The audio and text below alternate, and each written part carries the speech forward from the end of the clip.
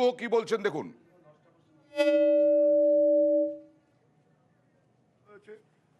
তার mobile phone কেড়ে নেওয়া হয়েছে, মানে বারবার আমরা কয়েকজনের কথা বলছি ভেটাগুড়িতে, তারপরেও পুলিশ প্রশাসন কোনো ব্যবস্থা এদের বিরুদ্ধে নেয়নি।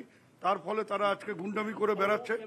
আমি এখন হাসপাতালে যাচ্ছি। তারপর অভিযোগ যে বোমা রাখা হয়েছে দিনহাটায় পলিং এজেন্টের বাড়ির সামনে বোমা, এরকম একটা অভিযোগ। মানে বোমা না মেরে বাড়ির সামনে বোমা কি সাজিয়ে, মানে এটা কি লাড্ডু, যে লাড্ডু সাজিয়ে দিয়ে তিনি মার খেয়েছেন ব্লক সভাপতি আপনাদের, কি বলবেন? বললাম তো যে এই ধরনের গুন্ডামি করে ভেটাগুড়িকে জবরদখল করবার একটা পরিকল্পনা হচ্ছিল বলেই তো উদয়ন গুহকে ঘরে ঢুকিয়ে দেওয়ার একটা আবেদন করা হয়েছিল। সেটা আমি প্রথম থেকেই বলে এসেছি। যাই হোক, আপনারা ছেড়ে দিন, আমি হাসপাতালে যাই। বাড়িতেই থাকবেন নাকি বেরোবেন? আপনি কি দেখছেন আমি বাড়িতে থাকবার পোশাক পরে বেরিয়েছি।